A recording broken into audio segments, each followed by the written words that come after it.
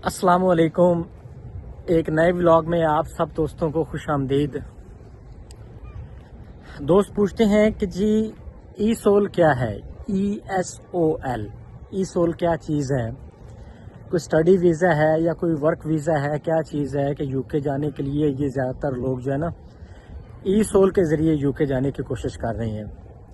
जी ई soul जो है ना वो इंग्लिश लैंग्वेज का एक कोर्स है, शॉर्ट कोर्स है, जिसका जो ड्यूरेशन है, दौरानिया जो है वो 6 महीने से लेकर 11 महीने तक है।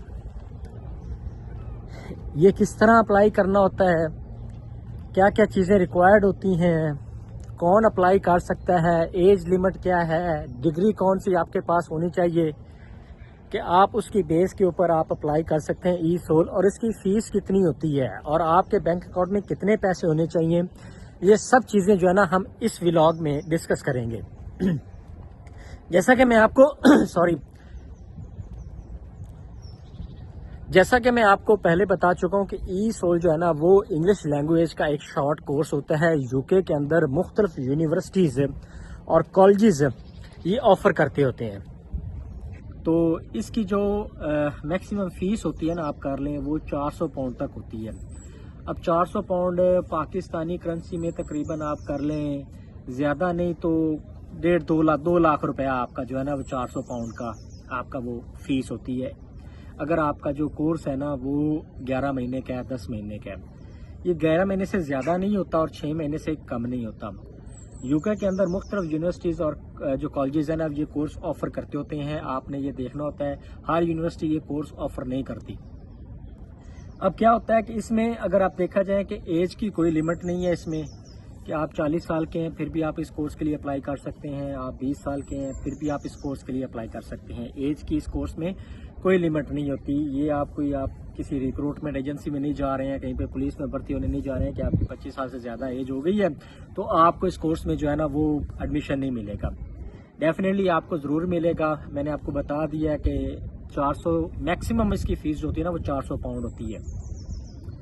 अब आगे आ जाएं कि जी क्या डिग्री रिक्वायर होती है इस कोर्स को हासिल करने के लिए, इस कोर्स में एडमिशन लेने के लिए। तो अगर आपके पास मैट्रिक की डिग्री भी है ना तो फिर भी आप इस कोर्स में एडमिशन ले सकते हैं। अगर आपके पास FA की डिग्री है फिर भी आप इस कोर्स में एडमिशन ले सकते हैं। ये एक बहुत बड़ी आप कर लें कि एक बंदे के पास एक बहुत बड़ी अपॉर्चुनिटी होती है।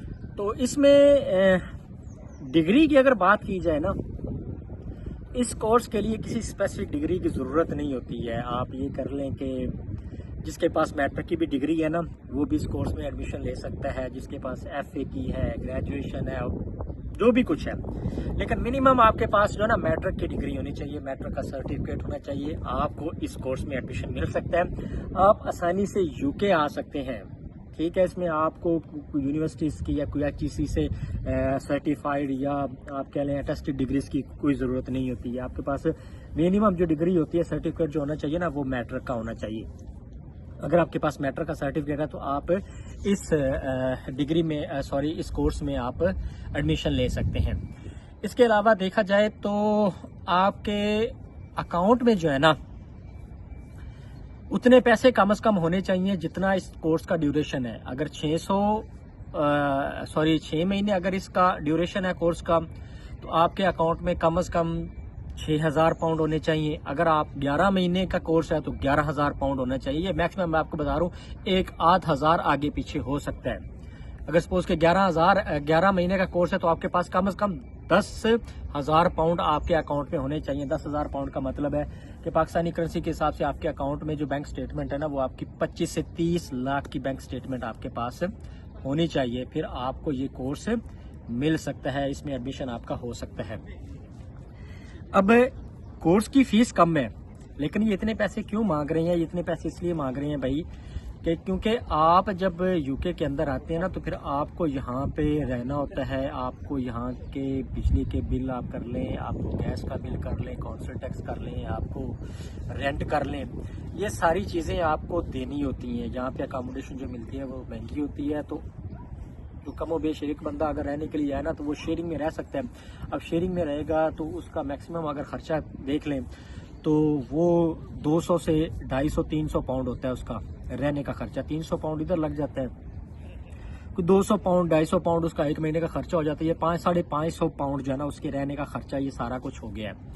फिर भी मैंने आपको क्या बताया, 1000 पाउंड बताया है। तो इस तरह आप कर लें कि जिस तरह मैंने 11,000 पाउंड बताया ना, तो कम से कम आपके अकाउंट में 8,000 पाउंड ज़रूर होना चाहिए अगर आपका कोर्स 11 महीने का है। तो ये चीज़ें, ये थे बेनिफिट्स के किसी भी एज का बंदा, कम से कम डिग्री आपके पास है फिर भी आप आ सकते हैं इस कोर्स के लिए।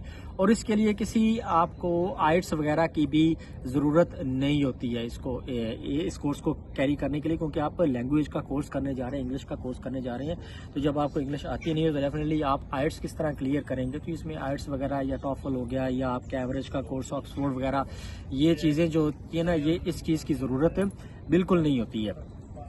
तो आप ना मैंने आपको बताया है, आप इस चीज़ को मद्देनज़र रख के आप किसी भी डिग्री के आप हैं तो आप अप्लाई कर सकते हैं। यहाँ पे 2-3 चीज़ें जो मैंने आपको बताई हैं, आपके अकाउंट के अंदर कम से कम 25 से 30 लाख रुपया होना चाहिए। उसकी बैंक स्टेटमेंट लगेगी जब आप एडमिशन लेंगे, तो जब आप वीज़ा लेने जाएंगे तो। और आपने जो फीस होगी इसकी मैक्सिमम मैंने आपको बताई है कि 400 पाउंड जो होती है, लेकिन अमूमन जो एवरेज फीस है ना वो 200 पाउंड होती है। 200 पाउंड मतलब 1 लाख से भी कम फीस इसकी होती है, ठीक है। तो आप इस कोर्स में एडमिशन ले सकते हैं। अब इस कोर्स के कुछ नुकसान भी हैं, ठीक है। सबसे बड़ा नुकसान ये है कि आप यूके में आके ना, आपको इस कोर्स में, ये कोर्स पास करने के बाद आपको सॉरी, आपको PSW नहीं मिलता। जिस तरह ग्रेजुएशन के लोग आते हैं यहाँ पे डिग्री के लिए आती है ना, जो कोर्स 1 साल या 1 साल से ज़्यादा होता है ना, उसके ऊपर आपको वो ऑफ़र करते होते हैं PSW। लेकिन चूंकि ये कोर्स एक तरह से कर लें कि 1 महीना कम है, 1 साल से 11 महीने का मैक्सिमम होता है या 10 महीने का होता है, तो इस कोर्स में आपको PSW ऑफ़र नहीं करते। आपको सिर्फ उतना ड्यूरेशन रहना पड़ता है। जैसे ही आपका कोर्स कंप्लीट होता है, आपको 1 महीने के अंदर अंदर आप को वापस जाना होता है अपने कंट्री में, आप यहाँ पे नहीं रह सकते। अब दूसरा जो इसका नुकसान कर लें, जो आप डिमेरिट कर लें आप, जो वो ये है कि आप जब ये कोर्स कर रहे होते हैं ना, आप किसी भी किस्म की कोई जॉब नहीं कर सकते। आपको काम करना बिल्कुल अलाउ नहीं होता। आप यहाँ पे सिर्फ पढ़ने आते होते हैं, पढ़ने के बाद डिग्री लेके वो कोर्स करने के बाद आप वापस आपको अपने कंट्री जाना होता है। आपको वर्क करने की बिल्कुल परमिशन नहीं मिलती। लेकिन फिर भी यहाँ पे लोग आते हैं, इस कोर्स के ऊपर आते हैं और काम भी करते हैं। मेरा इशारा समझें, वो काम करते हैं, वो कैश इन हैंड काम करते हैं, जो बिल्कुल इलीगल है। किसी रेस्टोरेंट पे काम कर रहे हैं या किसी सिक्योरिटी एजेंसी में काम कर रहे हैं, जो आपको आप कर लें कि कैश इन हैंड देती है, जॉब्स देती है, वो आप उसमें काम करते हैं। फिर भी लड़के इलीगली यहाँ पे काम करके इस कोर्स में वो पैसे कमाते हैं, ठीक है, और अपनी फैमिली को सपोर्ट करते हैं, पीछे घर वालों को भी सपोर्ट करते हैं। तो आपको, आप ये समझ लें कि इसका एक ये नुकसान भी है कि आपको इस कोर्स में वर्क करने की बिल्कुल परमिशन नहीं दी जाती।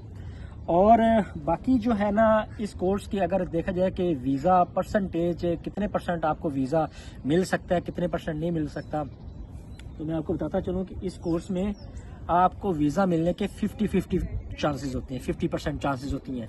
तो 50% आपको ये वीज़ा मिल सकता है, 50% आपको ये वीज़ा नहीं मिल सकता है। आपकी अगर बैंक स्टेटमेंट स्ट्रांग होगी, उसमें कम से कम 30-35 लाख रुपया, 25-30 लाख रुपया पड़ा होगा, तो आपको वीज़ा मिलने के चांसेस बढ़ जाएंगे। दूसरी बात यह है कि आपने वो इंस्टीट्यूट देखना है जो इंस्टीट्यूट आपको जो है ना वो ये कोर्स ऑफ़र कर रहा है, ठीक है। ऐसे किसी यूनिवर्सिटी में आपने ये कोर्स अप्लाई वगैरह नहीं करना है।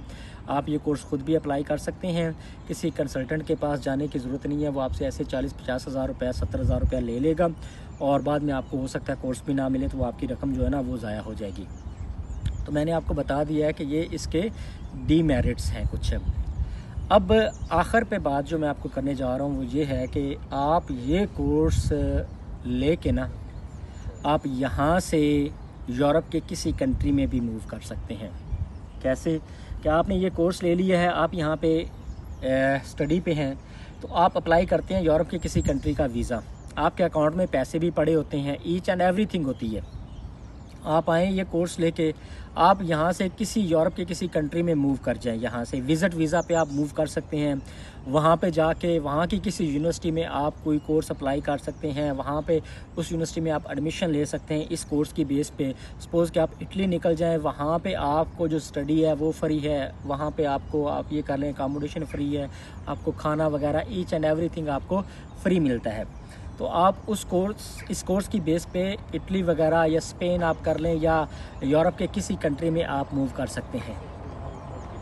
तो ये थी इस बारे में मैं आपको बता रहा था कि ये थोड़ा सा इजी था कि आप यहाँ पे आते हैं तो यहाँ पे आके आपको बाकी कंट्री में निकलने की अपॉर्चुनिटीज़ जो है ना वो मौके बढ़ जाते हैं। तो ये था ईसोल के बारे में व्लॉग। उम्मीद करता हूँ आपको काफ़ी मालूमात मिली होंगी इस व्लॉग में। तो इस व्लॉग को दोस्तों के साथ शेयर करें, सब्सक्राइब करें ताकि हमारी आने वाली हर वीडियो टाइमली आप तक पहुँच सके। बहुत शुक्रिया।